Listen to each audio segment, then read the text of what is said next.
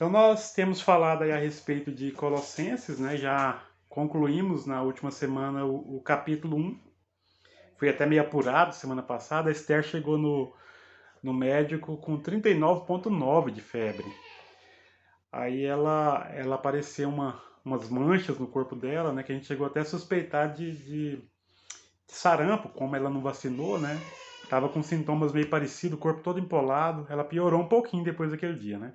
Mas aí depois ela fez uns exames, estava tudo bem com os exames, graças a Deus, né? E aí ela já estava começando a melhorar também nessa altura, porque já tinha 10 dias também de doença, né? Então, graças a Deus começou a melhorar. A gente saiu meio correndo no último estudo, não deu nem tempo de fazer pergunta nem nada, mas hoje, se os irmãos tiverem alguma coisa a colocar aí no final, né? Se Deus quiser, a gente vai ter esse tempo. E como eu já falei, nós já abordamos aí todo o capítulo 1, né? Lembrando sempre que a carta aos Colossenses é uma carta que ela tem a finalidade de, por assim dizer, confirmar, né, a centralidade de Cristo, a centralidade da fé em Cristo e inclusive combater uma heresia, né, que era a heresia dos gnósticos, que era um povo, na verdade era um gnóstico meio sincrético, né, era misturado com judaísmo. Eles pregavam aquela questão do conhecimento especial que eles tinham para aproximar as pessoas de Deus. Eles pregavam também contra a carne, né? Não contra a carne, mas contra tudo que é material, né? Eles faziam essa dicotomia, né? De um lado aquilo que é espiritual, de um lado aquilo que é material, e tudo que é material é ruim. E por isso nós vemos sempre Paulo enfatizando aqui a questão do pleno conhecimento de Cristo. Nós vemos Paulo enfatizando aqui a questão também da corporeidade, né, da encarnação de Cristo. Hoje nós vamos ver um pouco mais sobre isso, né? Nós já falamos. Aqui no capítulo 1 nós dividimos aqui em 3 sessões, né? Nós trabalhamos aí primeiro os versículos do 1 até o 12, onde Paulo ele fala sobre a fé que aquela comunidade tinha. Quando eles receberam a Cristo, entenderam, né, plenamente a mensagem, e depois disso eles começaram a caminhar, progredir no discipulado, né, assim como acontece com todas as igrejas sérias, né. Nós anunciamos o evangelho, a pessoa crê e depois ela continua crescendo nessa caminhada. A partir dos versículos 13, né, no 13 e 14 nós vimos sobre aquele ponto central também que fala que Deus ele nos tirou do império das trevas e nos transportou para o reino do Filho do seu amor. E aí nós temos enfatizado que o reino de Deus ele é uma realidade futura, ele vai se consumar no futuro, mas ele também é uma realidade presente, aqui e agora. Então nós temos que viver Cristo em nós aqui e agora. No último estudo nós até falamos sobre essa questão do Cristo em nós, né? Estar em Cristo é redenção, nós já recebemos a salvação. Mas Cristo em nós é o exercício dessa fé aqui e agora. É o exercício da santidade, né? Então nós precisamos buscar isso, né? E isso vem também do Espírito. Os versículos 15 até o 23, nós vimos aí o senhorio de Cristo, né? Do 15 ao 17, sobre a criação. Cristo é o Criador, o primogênito de toda a criação, o herdeiro, né? Não que ele tenha sido criado, mas ele é o herdeiro, ele é o soberano da criação. E a partir do versículo 18 nós vimos sobre o relacionamento da igreja com Cristo. Só recapitulando aqui, viu, irmãos? Então nós vimos que Jesus é o Senhor da igreja. Portanto, ele é o Senhor de nossas vidas, né? Então, cada passo que o crente dá, ele precisa estar debaixo da vontade de Cristo, né? Então, a gente precisa pensar nisso, né? Cada decisão que nós tomamos, ela precisa estar debaixo da vontade de Cristo. Se Cristo é o Senhor de nossa vida, então nós precisamos evidenciar isso através do nosso dia a dia, através do nosso andar, através do nosso caminhar, através das nossas decisões. Nos versículos 24 até o 29, que foi o último estudo, nós falamos um pouco a respeito do ministério de Paulo, né? E aqui nós falamos de forma mais geral a respeito do ministério de Paulo sobre os gentios, né? Ou para os gentios. Inclusive eu fiz muita questão de destacar o versículo 28, né? Onde Paulo ele falou sobre anunciar o evangelho, né? Ele anunciou o evangelho para os gentios. E depois que esse evangelho é anunciado e as pessoas aceitam essa mensagem, essas pessoas elas precisam ser ensinadas, advertidas, né? Até voltamos a lembrar de Mateus 28, 19 e 20, né? Ide, portanto, e pregar e fazer discípulos, né, de pessoas de todas as nações, né, prega o evangelho, fazer discípulos de pessoas de todas as nações, batizando-os em nome do Pai, do Filho e do Espírito Santo e ensinando-os a observar todas as coisas, né? Então, uma pessoa que a gente tem falado muito isso e eu gosto realmente de enfatizar, né, que nós anunciamos o evangelho. Se as pessoas creem nesse evangelho, elas recebem a salvação. Elas estão, inclusive, aptas para o batismo, que é o segundo passo lá de Mateus 28, 19 e 20. E a partir daí é discipulada, é caminhada, é crescimento, né? É maturidade em Cristo. Então, isso é o que nós vimos aí no último estudo. E nós até destacamos também essa questão do estar em Cristo, que eu já falei, né? Agora aqui no capítulo 2, hoje a intenção é chegarmos até o versículo 15, né? Nós vamos ver mais um pedaço aqui onde Paulo agora ele fala do seu ministério para os colossenses. No capítulo 24 a 29, ele trata dos gentios de forma geral. Agora aqui no 2, de 1 a 5, ele vai falar especificamente dos colossenses. Então vamos ler aí Filipenses 2, de 1 a 5, eu vou ler e depois os irmãos vão reler comigo alguns versículos para nós trazermos as ênfases, destacar aquilo que é necessário no texto. Então, Colossenses 2, de 1 a 5. Gostaria, pois, que soubesseis quão grande luta venho mantendo por vós, pelos laudicenses e por quantos não me viram face a face, para que o coração deles seja confortado e vinculado juntamente em amor, e eles tenham toda a riqueza da forte convicção, do entendimento, para compreenderem plenamente o mistério de Deus, Cristo, em quem todos os tesouros da sabedoria e do conhecimento estão ocultos. Assim digo para que ninguém vos engane com raciocínios falazes, pois embora ausente quanto ao corpo, contudo em espírito estou convosco, alegrando-me e verificando a vossa boa ordem e a firmeza da vossa fé em Cristo. Então, só para ficar bem claro, né, nós tratamos no último estudo do ministério de Paulo para os gentios. Inclusive, ele falou ali também do mistério de Deus, né, que é apresentado como Cristo aqui no capítulo 2, e agora ele passa então a falar de uma forma mais específica, né? Há uma aproximação agora maior com os próprios colossenses. E para nós estudarmos esse trecho, eu vou pedir para os irmãos relerem comigo, né? Vou pedir para alguém aí já reler o versículo 1 aí do capítulo 2 para nós comentarmos. Por gentileza, um leitor aí para o capítulo 2, versículo 1. Verso 1, Ricardo. Isso, porque quero que saibais quão grande combate tenho por vós, e pelos que estão em Laodiceia, e por quantos não viram o meu rosto em carne. Amém. Então, isso aí vem confirmando aquilo que nós temos falado desde o princípio, né? A igreja de Colossos, ela não foi uma igreja fundada por Paulo. Ela foi fundada por Epáfras, né? Paulo conhece Epáfras na prisão em Roma, e Epáfras, nós vimos isso até no capítulo 1 aí, né? No versículo de número 4, não é o 4, né? É o versículo 7, na verdade, né?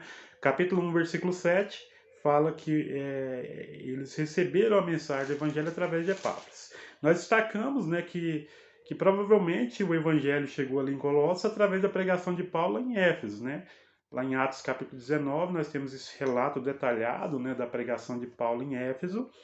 Nos versículos 9 e 10 diz que Paulo ele pregou ali por 2 anos na escola de Tirano, e através daquela pregação todo o distrito da Ásia escutou a mensagem do evangelho, tanto judeus como gregos, né? Então, a partir de Éfeso, a mensagem ela se espalhou, né? E era bem comum que isso acontecesse, porque Paulo pregava de forma pública, né? nas sinagogas, nas praças, nas ruas, e muitas vezes mercadores, né? Aquela que era uma comunidade, principalmente Éfeso, que era um grande centro comercial, né? Então, passava muitos mercadores por ali.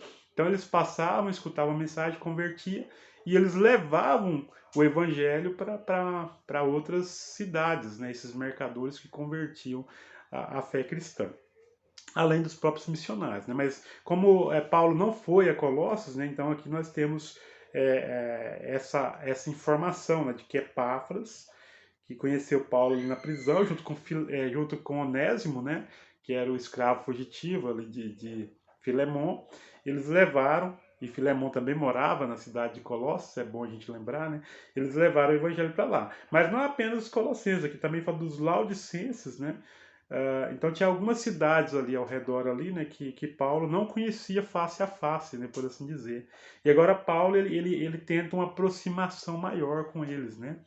Ao passo que ele vinha falando dos gentios de uma forma geral, agora ele passa a falar de forma um pouco mais íntima com aquela igreja, tá certo? Vamos ver aí os versículos 2 e 3, aqui tem uma informação interessante, vamos ler os dois juntos, porque tem informação importante aqui para nós destacarmos. Vou pedir alguém para ler aí versículos 2 e 3.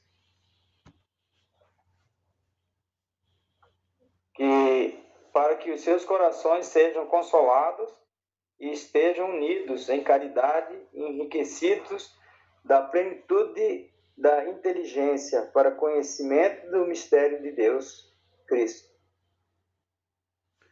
Pode ler o 3 também, Adi, por favor. Em quem estão escondidos todos os tesouros da sabedoria e da ciência. Isso. Então, olha só, nós temos que novamente lembrar qual que era o problema que tinha ali em Colossos, né, para a gente entender por que Paulo ele usa os termos que ele está usando aqui.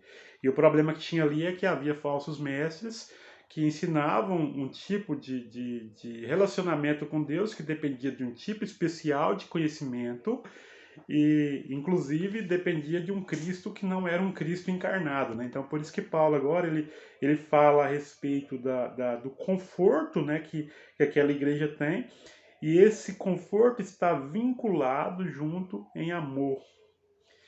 E quando Paulo fala sobre esse amor, né, esse amor cristão verdadeiro que une aquela igreja, Paulo também, ao mesmo tempo, como nós vamos ver aqui no contexto, ele deixa bem claro que esse amor ele não pode ser maior do que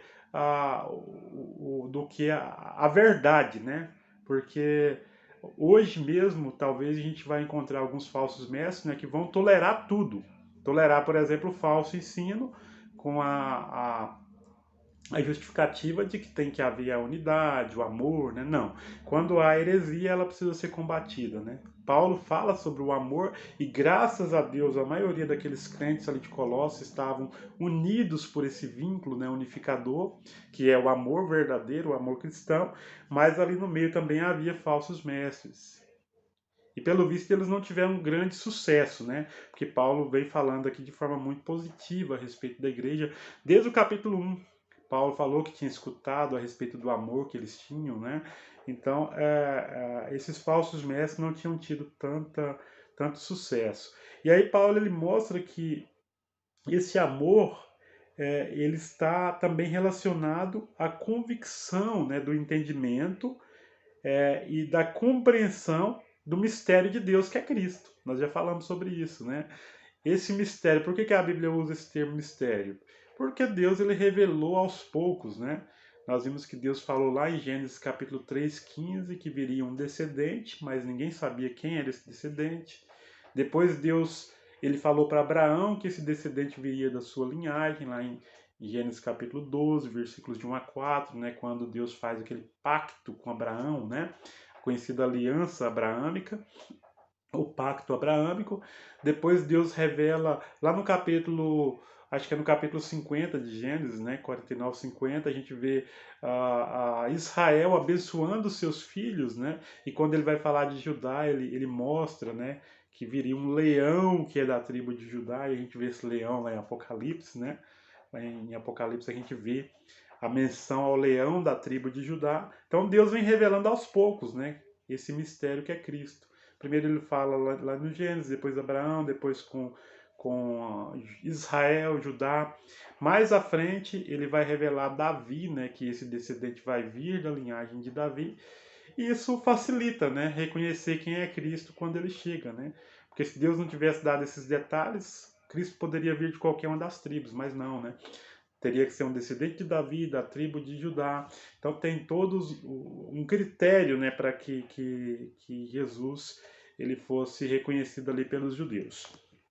E em Cristo, né, que é o mistério de Deus, né, um mistério agora revelado, né, foi um mistério para as gerações anteriores, mas agora é um mistério revelado.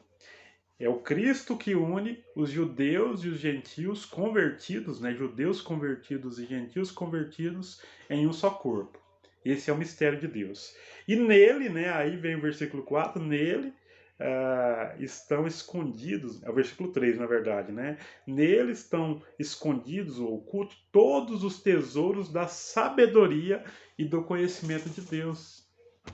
E aí, novamente, eu falo, né? Por que Paulo ele enfatiza tanto essa questão do conhecimento, da sabedoria e vincula isso com Cristo? Porque os falsos mestres diziam ser detentores de um tipo especial de conhecimento, né? Que colocava as pessoas em contato com Deus. E Paulo vem mostrando que não, né? Em Cristo esse conhecimento, essa sabedoria é plena. E aí eu também costumo fazer aquela distinção, né? O conhecimento é algo um pouco mais teórico, a sabedoria é algo mais prático, mais palpável, né? Eu posso ser uma pessoa que tem muito conhecimento, mas eu posso ser uma pessoa que não tem sabedoria, porque eu não coloco em prática esse conhecimento. Então, em Cristo está essa plenitude, né, do conhecimento e da sabedoria. Então, essa é a ênfase de Paulo, né? E isso coloca os falsos mestres de escanteio, né? Porque eles falavam que tinha um tipo especial de conhecimento. Gnóstico vem de gnosis. Gnosis em grego significa conhecimento. Então, Paulo vem tirando esses falsos mestres de escanteio. Amém?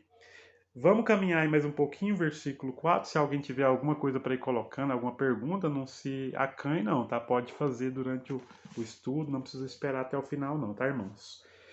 Vamos ler aí versículo 4. Versículo 4. Um leitor. Digo isso, para que ninguém vos engane com palavras persuasivas.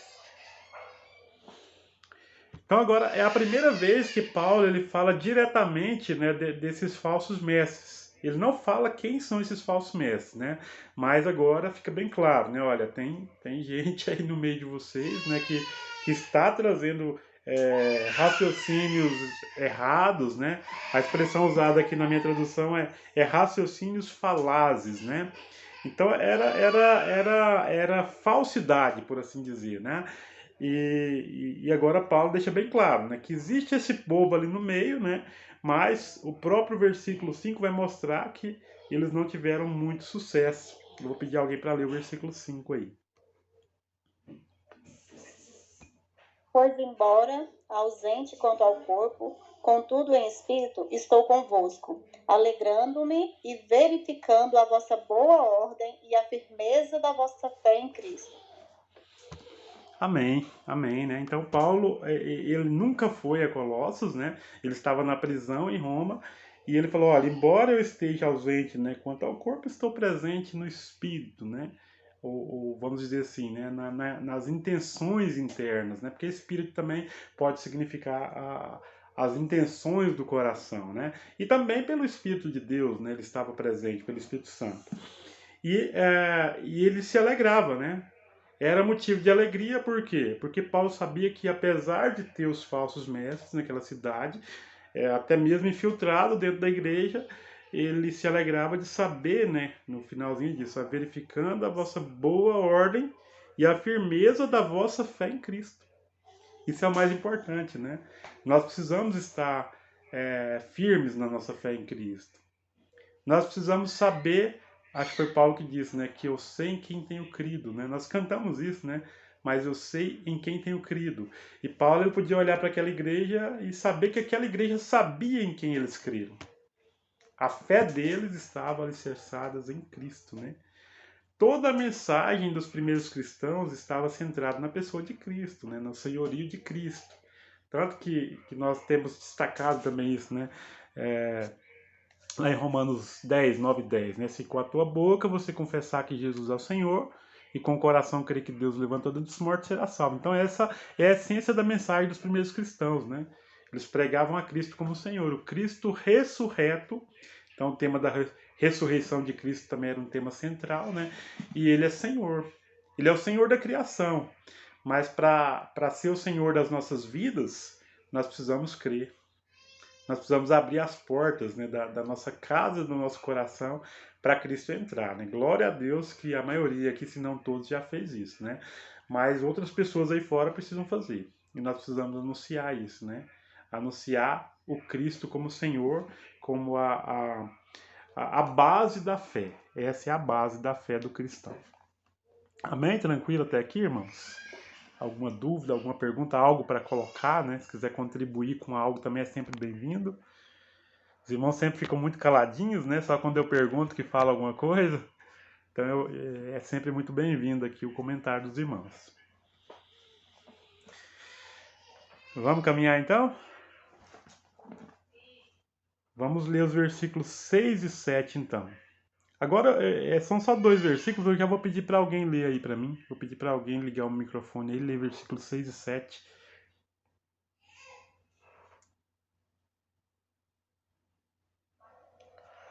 Como, pois, recebeste o Senhor Jesus Cristo, assim também andai nele, arraigados e sobreedificados nele e confirmados na fé, assim como fostes ensinados nela abundando em ação de graça. Amém. Mas quantas informações tem nesses 2 versículos, viu?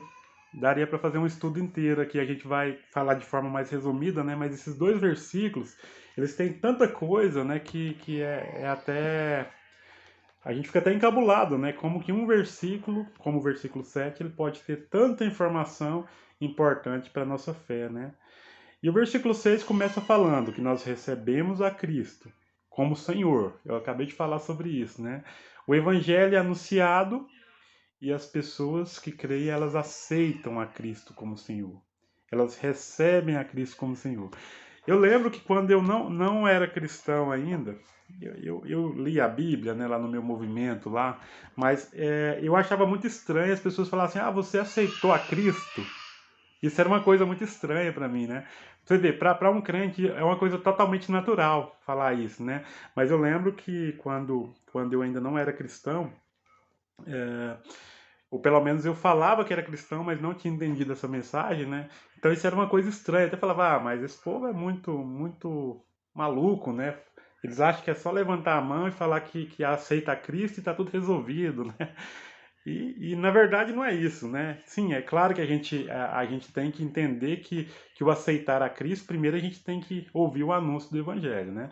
Nós ouvimos o anúncio do Evangelho, a gente aceita a Cristo tanto expressando publicamente, né, a nossa fé, confessando a Cristo como Senhor, mas o texto também fala sobre crer no coração, né? Então é uma coisa profunda. Mas eu achava aquilo muito estranho, né? E hoje é uma coisa totalmente natural, né? Eu dou muito glória a Deus porque as escamas caíram, né? Hoje eu estava assistindo aquele filme de Saulo, né? Apóstolo de Cristo, não sei se os irmãos já viram. Tem até na Netflix, bom, recomendo para quem quiser ver, muito bom. E fala disso, né? Ele mostra o momento que cai as escamas dos olhos dele e acontece isso com a gente no sentido espiritual também, né? Muitas vezes você já leu a Bíblia inteira, eu, por exemplo, tinha lido a Bíblia inteira 2 vezes e ainda não tinha entendido essa mensagem da salvação, né? Então aqui, é por isso que Paulo ele fala lá em Filipenses, se não me falha a memória, no capítulo 3, né? Que tudo aquilo que ele tinha, né, enquanto judeu, enquanto fariseu, era uma porção de refúgio, né? Eu acho que é Filipenses 3, 7, 8 por ali, né? Ele fala que era uma porção de refúgio. Traduzindo, era lixo, né?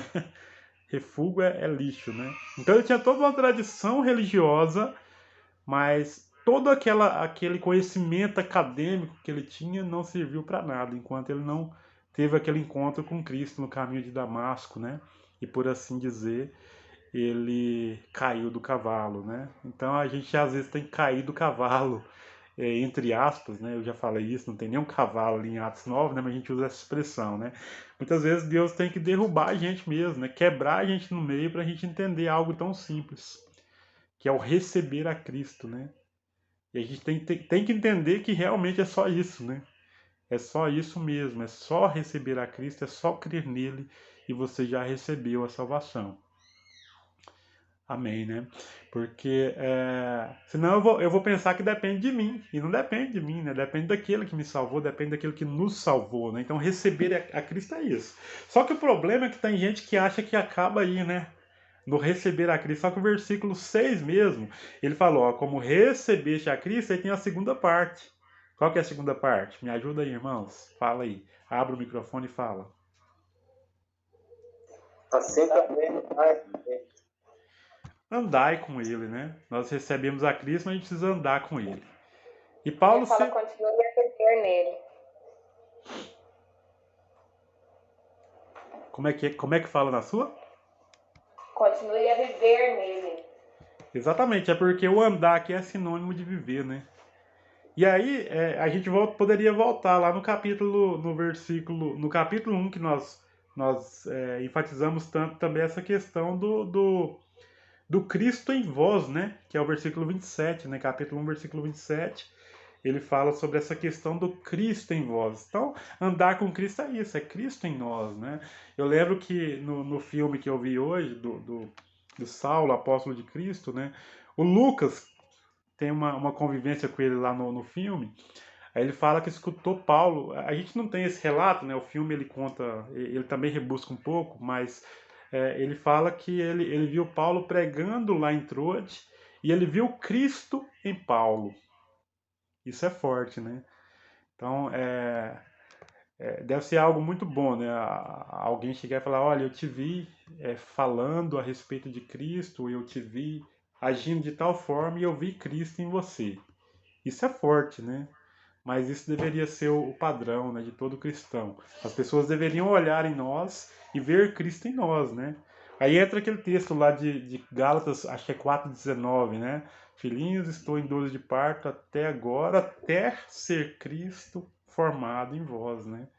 Então é isso, é discipulado, é santificação, né? É vida com Cristo aqui agora. É o estar sendo salvo, não no sentido que ainda não foi salvo, a gente já foi, né?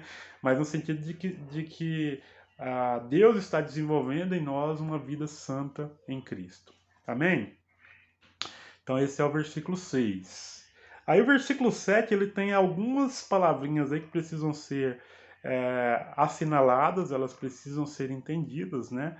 Porque elas dizem muito a respeito da mensagem. Na minha tradução fala, e nele nós somos radicados, depois fala edificados, depois fala confirmados na fé, a tal como fosse instruídos, crescendo em ação de graças. Então, a tradução do Ronaldo ele fala arraigados, né? O que é isso? Radicados. Me ajuda aí, irmãos. Vamos pegar essa primeira palavra aí. A minha fala é enraizados. Exatamente. Esse é o significado da palavra radicados, né?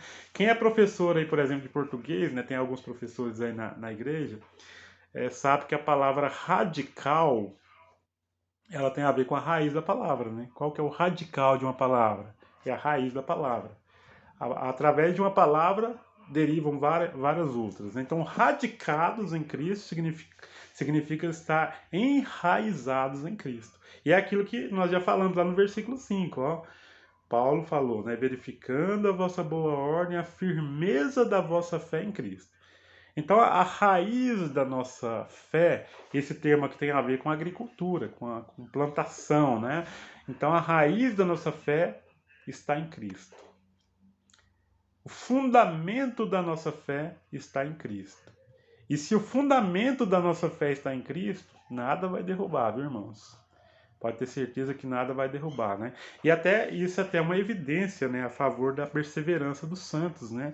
O que é a perseverança dos santos? O crente verdadeiro ele não perde a salvação, né? Porque ele está enraizado em Cristo, né? Se a pessoa deixar de crer, é porque ela nunca creu, na verdade, né? Aqueles que saíram do nosso meio é porque não são dos nossos. Assim nós cremos, né? Eu creio que há muita base para isso. E aqui está uma evidência, nós fomos radicados, enraizados em Cristo. Então, o fundamento da nossa fé está em Cristo. Amém? Depois, qual que é a outra palavrinha que tem aí? Tem que falar no microfone. Edificados nele. Isso, o Ronaldo e a Vanessa falou, edificados, né? Essa palavra aqui, olha só como o Paulo ele vai usando termos diferentes, né? Ele usa uma palavra que tem a ver com agricultura, nós estamos enraizados em Cristo. Agora ele usa uma palavra que tem a ver com a arquitetura, né? Com a engenharia, com a construção civil, né? Nós somos edificados em Cristo, né? Então aquele alicerce que foi colocado, né? Paulo usa também esse termo alicerce, se eu não me engano, lá em 1 Coríntios capítulo 3, né? Se eu não me engano, ele fala sobre isso, né? Que nós construímos sobre o alicerce que é Cristo. E aí nós podemos usar alguns tipos de materiais, né? Que pode ser Ele material. fala sobre a pedra angular também, né? Esse é 1 Pedro capítulo 2, né? É Pedro que fala, mas tem tudo a ver. Exatamente a mesma coisa, né? A gente lê o Novo Testamento, a gente vai vendo a mesma mensagem sendo pregada, usando termos diferentes. Mas o fato é que nós precisamos ser edificados, né? Uma vez que nós cremos, nós temos a nossa fé enraizada, nós precisamos continuar crescendo, vivendo Cristo, né? A mesma coisa que já falou no versículo 6, né? Nós recebemos a Cristo como Senhor, mas precisamos continuar andando nele. Nós precisamos continuar vivendo nele. Então, é edificado, é ser construído. É uma fé que já existe, que já é viva, e a salvação já entrou na vida daquele que recebeu essa fé, mas essa pessoa precisa ser edificada, ela precisa continuar tendo uma construção, por assim dizer, né? Não para receber algo, porque ela já recebeu, né, a salvação, né? Mas a partir disso a gente vai ter uma vida de fé evidente, uma vida de santidade. Então isso é ser edificado em Cristo, né? Depois vem outro termo aí. Qual que é o próximo termo que falou aí? Firmado na fé. Confirmados na fé, exatamente. O que é A ser minha fala firmados. firmados, né? É sinônimo nesse caso, né? Mas confirmado na fé, ou firmados na fé é isso, né? Porque nós cremos em Cristo, mas a gente precisa ter isso confirmado, precisa ter isso como uma certeza, né? Então não é assim, a pessoa creu em Cristo, mas não sei, né? Creio, mas talvez, não é isso, né? Nós cremos em Cristo, Ele é a raiz da nossa fé, nós vamos ser edificados nessa fé em Cristo e precisamos ter essa fé também confirmada, né? Precisamos ter essa certeza. E depois, Ensinados. ensinados, instruídos, né? E aí entra novamente essa questão do discipulado, né? Então, notem que isso é muito grandioso, né? A gente volta sempre naquela questão, né? A pessoa ouviu o anúncio do Evangelho, ela já recebeu a Cristo. Ela já tem a raiz da sua fé, por assim dizer, né? Mas depois ela precisa crescer, né? Ela precisa aprender, ela precisa amadurecer. Assim é uma igreja recém-formada, né? Então, a base está ali, que é Cristo, né? Mas essa igreja precisa amadurecer, ela precisa ter uma estrutura, né? É até aquela ideia, né? A gente vê às vezes os missionários falando, né? Quando que uma igreja ela pode ser independente? Quando é que uma igreja pode ser independente? Os missionários falam muito sobre isso, né? Sobre a igreja recém-formada, ela vai chegar ao ponto que ela é autossustentável, para falar. Quando ela é autônoma, né? Que ela não precisa de ninguém de fora para que ela exista, para que ela se sustente, ou para que alguém ensine, ou para que alguém ajude financeiramente. Exato. É claro que a gente sempre precisa, né, de ajudas, né, de todas as formas, né, tanto no sentido do ensino, quanto às vezes até mesmo materialmente, né, mas a base está ali na igreja, né? É uma igreja autossustentável, ela consegue se manter, é uma igreja autogovernável, ela tem seus líderes, né? E ela é autopropagável, ela tem condições também de formar outras igrejas, né? Ela tem condições de... A gente vê aqui Silvânia, por exemplo, né? Eu acho interessante o Ad pregou naquela região ali onde o Morivan ele trabalhava, e um monte de gente lá converteu, né? Não foi isso, Ad? Então ali dava para formar uma igreja, né? Então uma igreja que está se autopropagando, vamos dizer assim, né? Glória a Deus que os irmãos estão todos aqui com a gente, né? Mas se fosse falar assim, vamos formar uma igreja lá, praticamente tinha irmãos lá suficiente para montar uma congregação lá, que depois ela ia se tornar também autogovernável, autossustentável e autopropagável, né? Então é isso. Então a gente passa por todos esses estágios que nós vimos no versículo 7, falta uma palavra aí ainda. Qual que é a palavra? Transbordando de gratidão.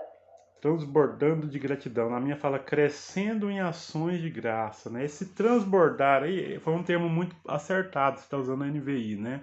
É um termo muito acertado, porque o termo que Paulo usa aqui é um termo que tem a ver com o transbordar de um rio. É um rio que ele enche a ponto de transbordar. Então isso tem muito a ver também com as palavras de Cristo, né? Eu estava olhando o comentário aqui alguns comentários aqui que eu já até falei para os irmãos, né? Que eu tenho utilizado. E esse termo, por exemplo, ele foi usado ali por Cristo, né? Lá em João 4, de 10 a 14, né? Quando Jesus chega com sede lá, junto à mulher samaritana, né? E pede água, né? Depois ele fala para ela que ele tem águas da vida, né? Águas que jorram para a vida eterna, né? Então a gente vê esse transbordar de um rio, né? A ideia é essa. E tem também o João 7, é um texto bem interessante também, João 7, 37 a 39. Eu li esse texto o dia que eu preguei a respeito do Espírito Santo, lá em João 14, 15, 16 e 17, né? Eu acho que vale até a pena a gente ler esse texto. Vamos dar uma olhada. Colossenses capítulo... Aliás, João 7, 37 a 39.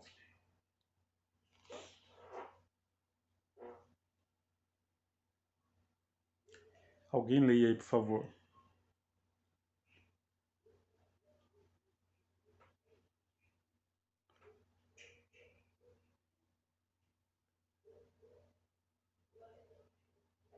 Vou ler. João 7, 37. E 30 a 39. 37 a 39. No último e mais importante dia da festa, Jesus levantou-se e disse em alta voz: Se alguém tem sede, venha a mim e beba. Quem crer em mim, como diz a Escritura, do seu interior fluirão rios de água viva. Ele estava se referindo ao Espírito que mais tarde receberiam os que nele crescem. Até então o Espírito ainda não tinha sido dado, pois Jesus ainda não fora glorificado. Exatamente. Então, Jesus fala também a respeito de um rio, né, que transborda aí, né, tanto lá em João capítulo 4, quanto aqui também nesse texto, quando ele falava a respeito da vinda do Espírito Santo, né? De fato, o Espírito Santo é aquele que aplica a palavra em nossos corações, né?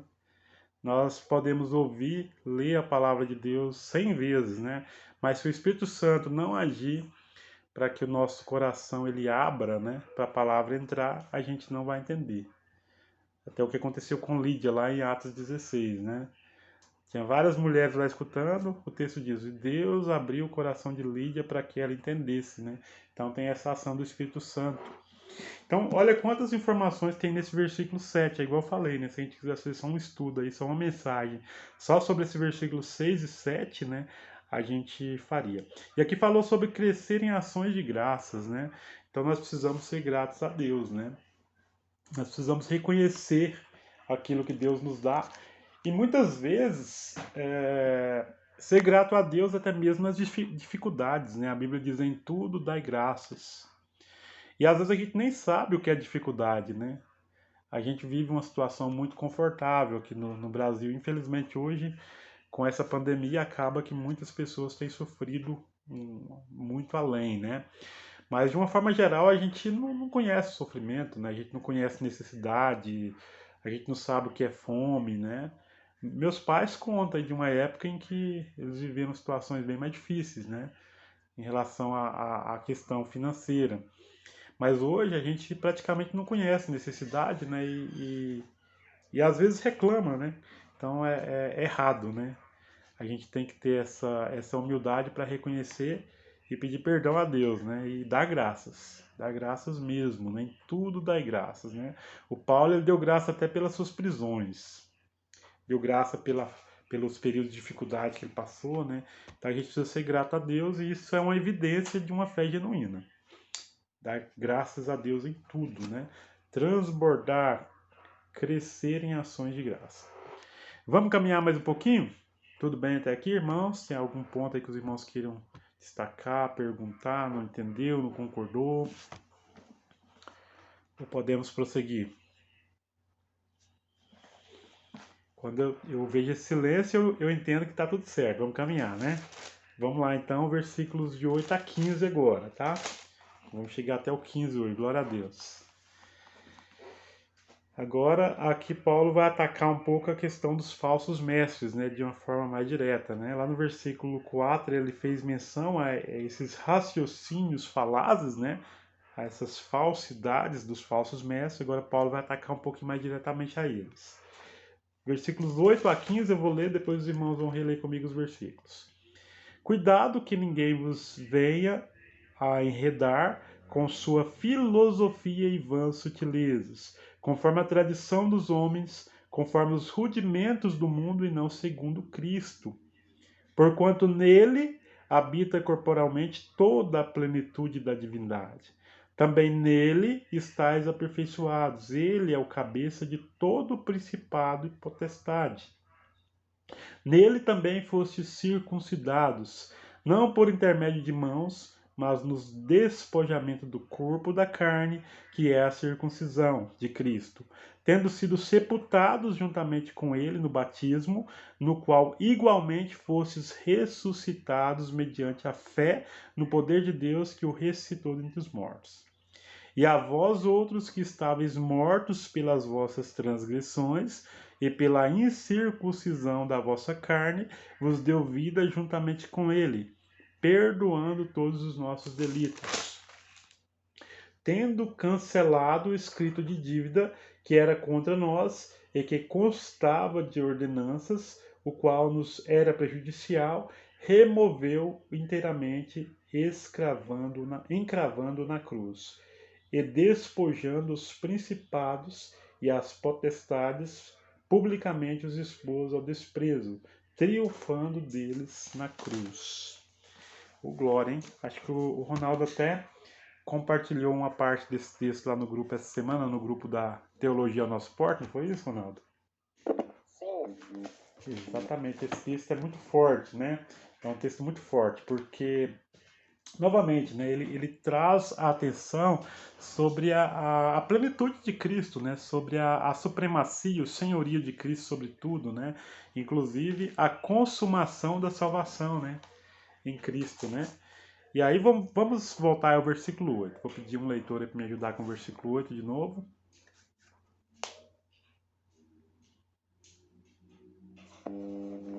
Qual estáis circuncidados, com a circuncisão não feita por mão, no despojo do corpo, dos pecados da carne.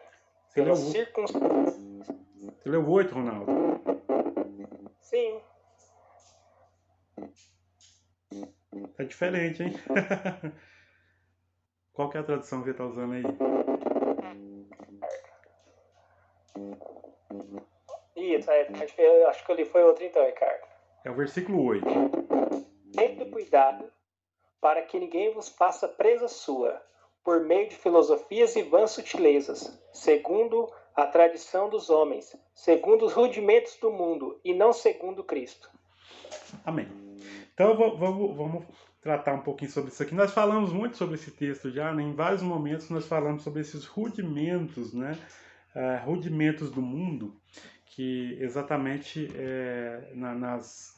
nas religiões, né, orientais, né, e os gnósticos também tinham essa visão de que os rudimentos do mundo era uma espécie de poder espiritual, né, seres espirituais que viviam aí entre os céus, né, e a terra, e que inclusive eles influenciavam a vida, né, das pessoas aqui na terra, e eles precisavam ser apaziguados, né? Então Paulo agora está combatendo isso, né?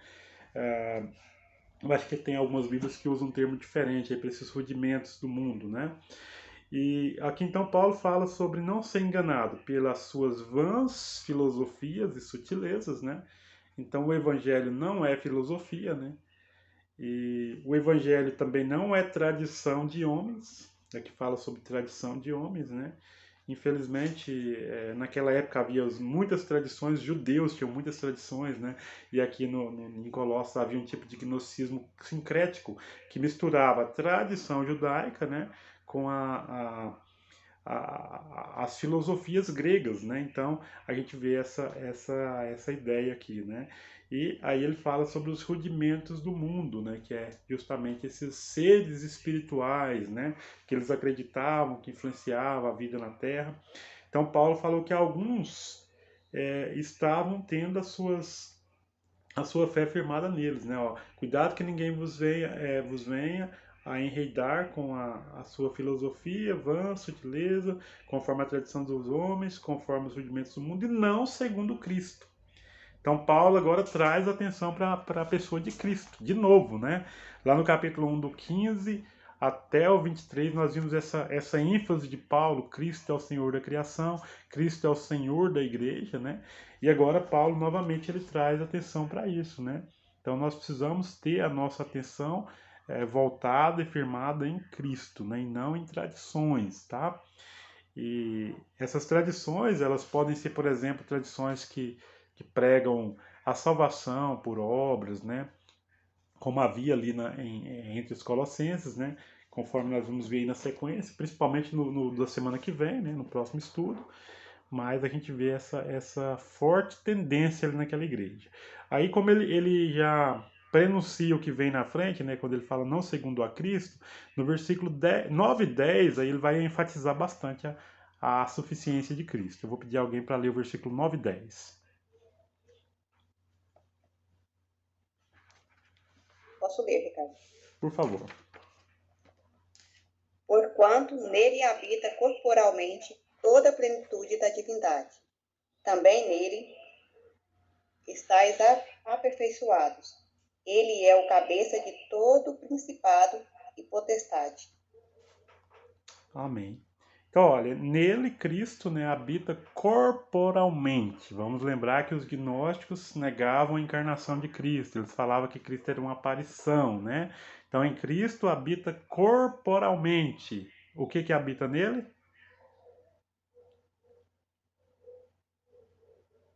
A plenitude da divindade. Toda a plenitude da divindade. Então, Cristo é 100% Deus, né?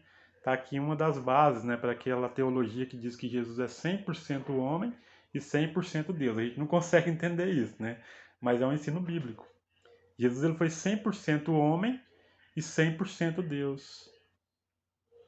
Então, em Cristo habita corporalmente toda a plenitude da divindade. Olha Paulo combatendo também essa palavrinha que os gnósticos usavam, né? Eles usavam muito essa palavrinha plenitude. Aí Paulo sempre tem enfatizado, né? Por exemplo, ele falou sobre o pleno conhecimento.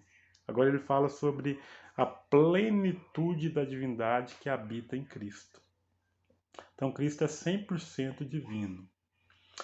E nele habita ele é suficiente, né? Então nós não precisamos de um tipo especial de conhecimento para nos aproximar de Deus. Nós não precisamos de mediadores, né? Tem outras tradições que colocam mediadores entre Deus e os homens, né? Não, a Bíblia diz que o único mediador entre Deus e os homens é Cristo. 1 Timóteo 2, 4 e 5, né? E aí o versículo 10 a gente diz que nele, né, estáis aperfeiçoados. Então nós já temos, né, a nossa salvação consumada, né, na cruz de Cristo. Nós já fomos aperfeiçoados nesse sentido, né? E é claro que nós vamos ter uma santificação contínua que nos vai levar à plenitude, né, do novo homem, né, em Cristo, né? E ele é o cabeça de todo principado e potestade. De novo, Paulo aqui está atacando esses poderes, né, celestiais, esses seres, né, que na verdade, vamos ser bem sinceros, né, seriam os demônios, né? Então Cristo, eles também estão sujeitos a Cristo, né? Tanto que quando Cristo veio à Terra, que Jesus se deparava, os demônios se deparavam com Cristo e falavam, ó, o Senhor filho de Davi, veio nos atormentar antes do tempo, né? Eles sabiam que eles também estavam debaixo do senhorio de Cristo, né? E quando chegar a hora, Cristo vai enviar eles também, né? Pro abismo e depois pro lago de fogo, né? Então a gente vê essa visão muito clara aqui na Bíblia. Então, em Cristo, ele é suficiente. Por isso que eu até trouxe esse texto, esse cântico hoje, né? Vim para adorar-te, vim para prostrar-me, vim para dizer que és meu Deus, és totalmente amável, totalmente digno, né? Então, Cristo, ele é o único que é digno, né? Ele é o único que tem essa plenitude, né? Então, não existe outro mediador. Cristo é tudo em todos. Amém? A partir do versículo 11, irmãos, agora Paulo ele vai trazer aqui 4 aspectos, né?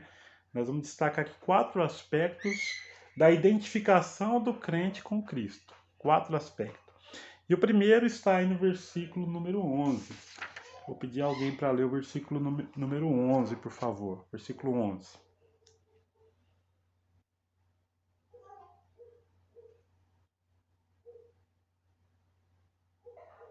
No qual estáis. Agora sim, né? É aqui. Isso. Também estáis circuncidados com a circuncisão não feita por mão no despojo do corpo dos pecados da carne, pela circuncisão de Cristo. Amém. Então, a primeira identificação do crente com Cristo é essa circuncisão. Só que essa circuncisão aqui não é a circuncisão física, né? É uma circuncisão espiritual, é aquela que Paulo também chama da circuncisão do coração, né?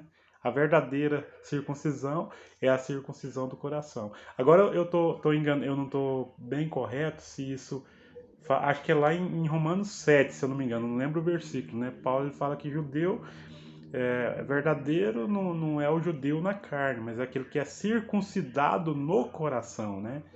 Então, essa é a circuncisão verdadeira. E qual que era o problema dos judeus? Porque a circuncisão era um sinal de identificação dos judeus com Deus, né? O próprio Deus deu essa ordem para Abraão, para circuncidar seu filho. E a partir daí surgiu, então, esse ensino da circuncisão. Mas o que eles pensavam era que o aspecto físico da circuncisão era algo... era aquilo que trazia uma aproximação deles com Deus, e não era, né? A circuncisão era um símbolo. Era um símbolo de algo que deveria acontecer internamente, que era essa aproximação, a identificação dos judeus com Deus, né? A circuncisão era o símbolo externo, né? Assim como o próximo versículo também vai falar do batismo, né? O batismo é um símbolo para o cristão. E nós precisamos tomar muito cuidado, né, para não pensar, assim como o judeu, que os símbolos eles têm poder em si mesmo, né, de santificação, poder de salvar, sei lá, uma coisa desse tipo, né? Então nem o batismo, nem a ceia, nada, nenhum dos rituais, né, do cristianismo, eles têm poder em si mesmo. Nem para salvar, claro, né? E nem para aproximar o crente de Deus. São símbolos. Símbolos de questões espirituais, questões interiores, né? Então, são símbolos externos de coisas interiores, coisas que devem acontecer no coração do crente. Então, o primeiro sinal, então, né, o primeiro aspecto identificador do cristão com Deus é essa circuncisão espiritual, certo? Vamos lá, então. O Ronaldo colocou aí. Qual que é o versículo, Ronaldo? Romanos 20, 12. Porque não é judeu que é exteriormente, nem é circuncisão. Acho que tá errado. Não é 20, 12, não. É 2, 28 e 29, né? Porque nem tem 20 no Romanos, né? Que eu vi 20 e 12 aqui, era a hora. Mas aí falou exatamente isso, né? Que a circuncisão que é exterior, ela realmente não tem valor, né? Mas judeu é o que é no interior. Circuncisão é a que é do coração, no espírito, não na letra, cujo louvor não provém dos homens, mas de Deus. Lá em Gálatas capítulo 3 também, no finalzinho, acaba falando sobre isso, né? Descendente de Abraão não é aquele que é na carne, é aquele que é na fé, né? Nós somos filhos de Abraão pela fé em Cristo. Nós somos judeus pela fé em Cristo, né? Espiritualmente falando, tá? Falando no aspecto espiritual. Ok, vamos ver o segundo aspecto aí que identifica o cristão com Cristo, versículos 12 e 13. Por favor, alguém releia versículos 12 e 13.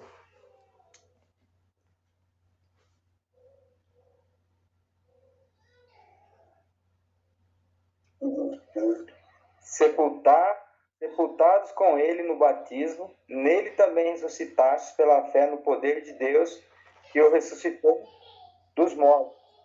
E quando vós estáveis mortos dos pecados e na incircuncisão da vossa carne, vos vivificou juntamente com ele, perdoando-vos todas as ofensas. Amém.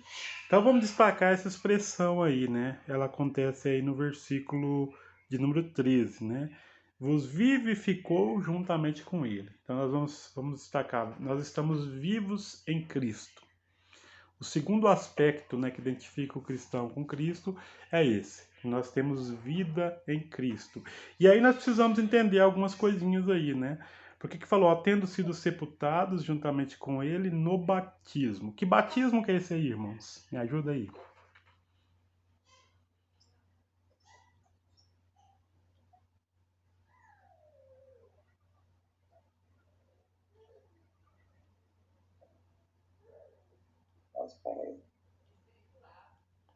Vamos lá, me ajuda aí.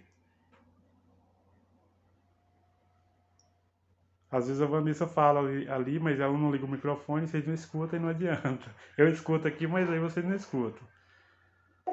Batismo espiritual.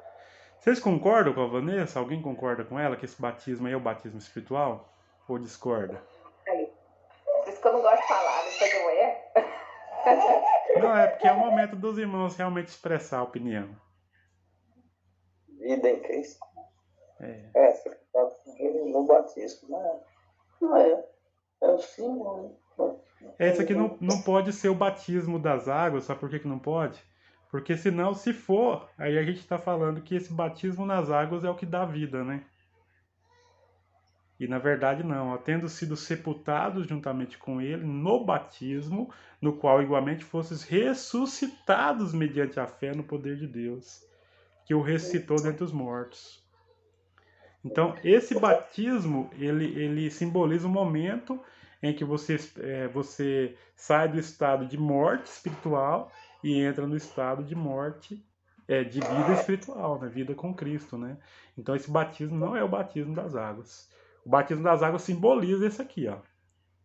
Mas esse aqui não é o batismo das águas.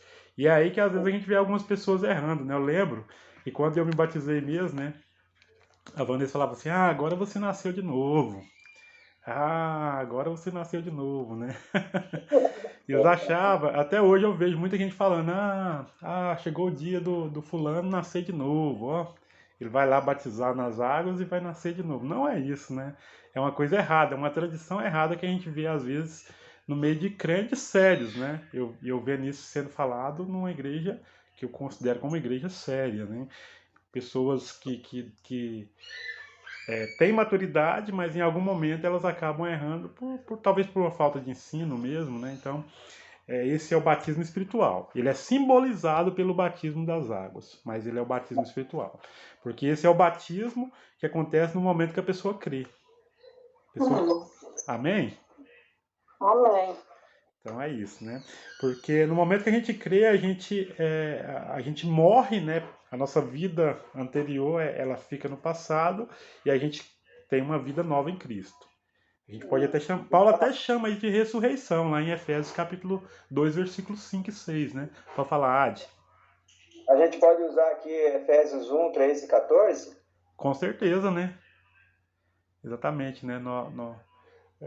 O evangelho da nossa salvação, né? Quando cremos, fomos selados, né, em Cristo, né? Exatamente. Isso me parece muito claro, né? Inclusive, eu até estava vendo um comentário do Russell Shedd sobre Romanos 6, versículos 5 e 6, que é a mesma coisa, né? Normalmente as pessoas falam que ali é o batismo das águas, não é. Ali fala de ressurreição espiritual, né? Então tem que ser o batismo espiritual. Ele é simbolizado por esse outro batismo, né? Mas tem pessoas que inclusive nem vai batizar, né? Por alguma circunstância, né? A gente vê, por exemplo, o ladrão da cruz, por exemplo, ele só creu, ele só teve o batismo espiritual, né? Ele não teve o batismo das águas, né? Mas ele foi salvo.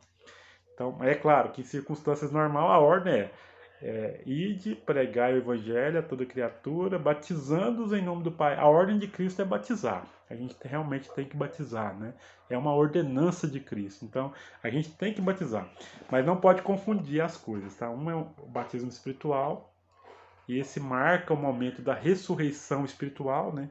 Da nova vida em Cristo, e o batismo nas águas simboliza isso, tá certo? Então, quando fala quem crer e for batizado será salvo, é o batismo físico ou espiritual? Então, eu acredito que ali é o batismo das águas, só porque o versículo seguinte ele fala assim: e aquele que não crê será condenado. Ele não fala aquele que não ser batizado não será condenado, né? Pelo contexto parece que é o batismo das águas, mas não, a gente não pode pensar que ele é um critério para salvação, certo? Ricardo, Sim, esse texto prova também que é o batismo espiritual que salva, né? exatamente. É porque tem igrejas, tem alguns líderes, né, que condicionam o batismo nas águas com a salvação, né? E não é. Só que, eu volto a repetir, o batismo nas águas é uma ordenança de Cristo, né? Então é importante, né? Assim como outras coisas que a gente faz, mas não é para salvação, né? Mas a gente faz porque Cristo ordenou, né? Ricardo, tá me ouvindo? Tô ouvindo.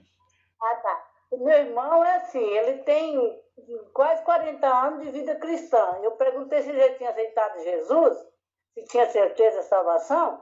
Aí a mulher dele falou, não, porque ele não batizou ainda. Então não tem.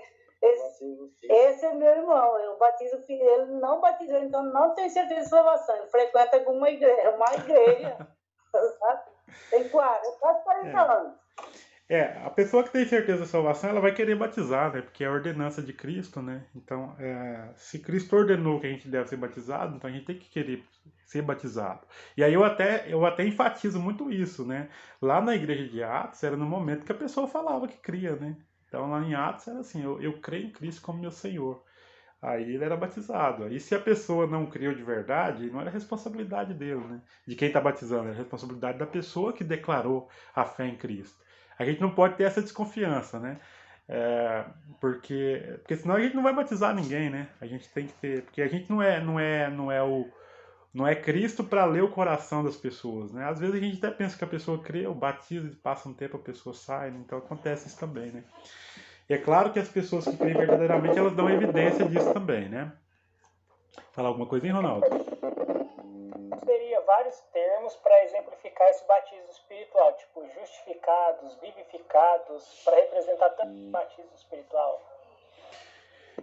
Eu acredito que o termo justificado ele não é sinônimo do batismo, mas acontece na hora do batismo espiritual, né? E você crê em Cristo, você é declarado justo em Cristo, né? Nesse momento você foi batizado espiritualmente. É quase que sinônimo, né? Mas sim, tudo acontece junto. É no momento que a pessoa crê. Aí a gente voltaria lá no capítulo 1, versículo 28, né? O evangelho foi anunciado, a pessoa escutou e creu, batizou espiritualmente. Aí depois ela vai ser batizada nas águas, né? E aí tem o ensino, exortação. Tem gente que acha que esse batismo aí é o falar em línguas, né? Exatamente. Os pentecostais acreditam que o batismo no Espírito Santo a evidência é o falar em línguas, né? Eles usam alguns textos ali de Atos, né? Mas a gente teria problema, por exemplo, com um texto igual esse aqui de Atos, de Colossenses 2, 12 e 13. Eu acredito que não cabe aqui.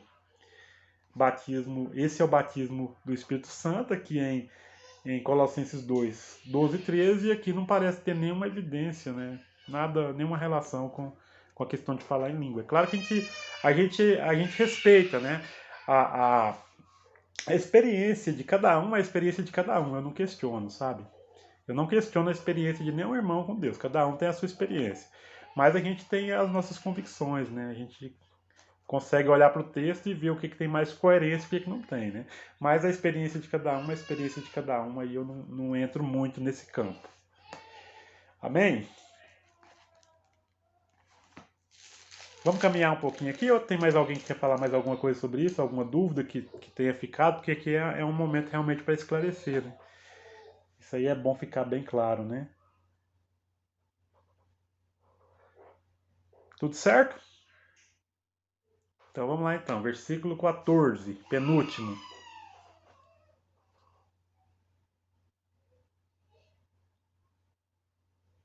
Um leitor. Havendo riscado a cédula que era contra nós nas suas ordenanças, a qual de alguma maneira nos era contrária, a tirou do meio de nós, cravando-a na cruz. Amém. Então, ó, de novo, tá vendo? Esse versículo aqui, ele está relacionado aos dois versículos anteriores, né? Mais uma evidência de que aquele batismo lá é o batismo espiritual, o batismo no Espírito Santo, né? Porque aqui diz que o escrito de dívida, né? Esse escrito de dívida lá no contexto romano era uma declaração escrita, né? Eu tenho uma dívida e eu assino um documento concordando que eu tenho essa dívida e que eu preciso pagar. Mas no contexto aqui também a gente pode relacionar isso com a própria lei, né? A lei de Moisés, né? Que a lei de Moisés também era um escrito de dívida. Por quê? Porque a lei, o Paulo ele vai dizer lá em Romanos 3 que pela lei ninguém foi declarado justo, né? Por obras da lei ninguém foi declarado justo. Ninguém teve a capacidade de cumprir a lei com a perfeição que Deus exige, a não ser Cristo, né? Cristo cumpriu. E como ele cumpriu esta lei com perfeição, aqui diz que ele removeu inteiramente, cravando-a na cruz. Porque a lei ela não tem capacidade de nos salvar. Nós precisamos de Cristo cumprir a lei por nós, né, para que nós sejamos salvos, para que nós tenhamos sido salvos, né? Então Cristo ele cumpriu essa lei com perfeição e ele cravou essa lei na cruz, né? Eu até esqueci de destacar no versículo 13 aí, né, que falou sobre o perdão dos nossos delitos, né? Então, no momento em que nós recebemos o batismo no Espírito Santo, nossos pecados foram cancelados. Nós tivemos o total perdão, né? Tem um cântico do cantor cristão que fala isso, né? Fala sobre que ele deu-nos total perdão. Estou tentando lembrar qual que é. Alguém lembra aí? Bonito o cântico. Eu não estou conseguindo lembrar, não. Mas ele fala que Cristo nos deu total perdão.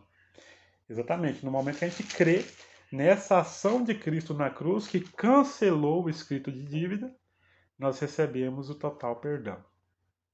Inclusive dos pecados que nós ainda vamos cometer, né? Isso é difícil para a pessoa que não crê entender, viu? Uma pessoa que não conhece o Evangelho, ela não tem a capacidade de entender isso, né? Que Cristo, ele nos perdoou os pecados passados, os pecados que a gente está cometendo aqui agora e os pecados que a gente ainda vai cometer, se é que nós cremos verdadeiramente. Amém? E por último, o versículo 15. Esse aqui é bem interessante, esse texto é muito, muito legal, esse versículo 15. Alguém lê aí, por favor.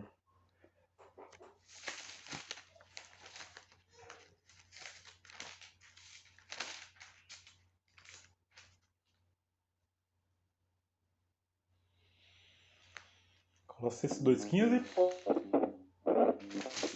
Forjando vontade, os expôs publicamente e deles.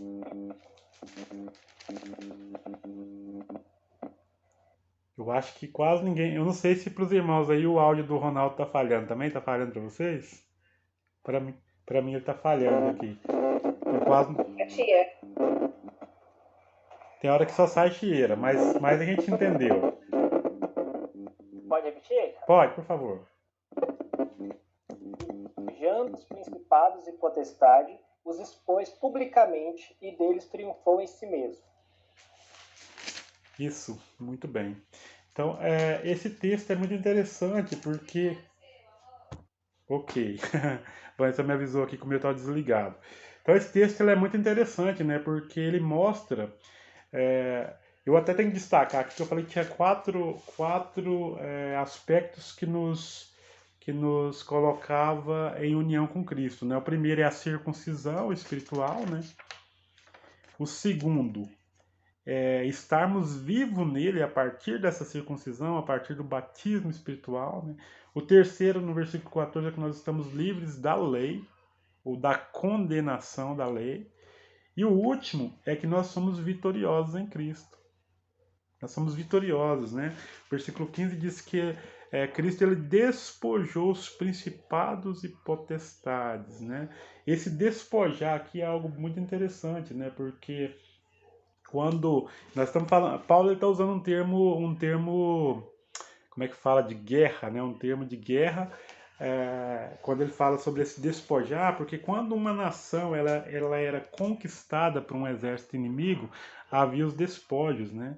O exército inimigo conquistava e ali ele pegava as riquezas daquela nação, a prata, o ouro, né? Tudo que ele tivesse eram os despojos de guerra, né? Então, na cruz, Cristo ele despoja os principados e potestades, as forças espirituais ímpias, que inclusive os gnósticos falavam que precisavam ser apaziguados. Não, Cristo já apaziguou, né? Cristo já fez um trabalho completo, né? Então ele despojou, né? E segundo aqui fala que eles também foram publicamente expostos, né? Nesse versículo 15 aí fala que esses principados e potestades eles foram despojados e eles foram também publicamente expostos. Por quê? A partir da cruz, né, Cristo mostra a total dissimulação, né, de Satanás, dos demônios. Assim como aconteceu com Eva, né? A serpente ela veio tentando ludibriar, tentando enganar. E Eva põe fé naquela palavra, né? E aqui Cristo mostra que a intenção dos demônios é só destruir, é só ludibriar, é só dissimular mesmo, né? Aí em terceiro também fala que Cristo triunfou sobre eles, né? Expôs eles publicamente ao juízo, ao desprezo e triunfou sobre eles. Esse triunfo aqui também é uma palavra usada ali no contexto de guerra, né? Porque quando o exército romano, né, ele conquistava uma nação, eles recebiam uma homenagem chamada triunfo romano. Então esse triunfo aqui também, né, Cristo ele triunfou sobre os poderes espirituais, né? Aí eu estava até tentando achar aqui Hebreus, um versículo interessante que fala que na cruz... A minha fala triunfando sobre eles na cruz. Isso mesmo. Então Cristo triunfou sobre eles na cruz. Então qual foi o momento que Cristo venceu os poderes espirituais? Na cruz. Porque tem gente tem pessoas que pensam que a cruz foi uma derrota para Cristo, né? Não foi, né? A cruz é a vitória de Cristo. A cruz é a vitória de Cristo sobre os inimigos. Inclusive tem até um texto aqui que eu estava tentando achar. Eu acho que eu até li ele recentemente. Deixa eu ver aqui. Acho que era o 4, em Hebreus, capítulo 4. Não é o 4. Aquele que fala que Jesus, ele na sua morte, ele destruiu aquele que tem os meios de causar a morte. Você lembra desse texto? Está em Hebreus. Só difícil achar aqui o texto exato aqui agora. Mas está por aqui. Deixa eu ver se eu acho aqui.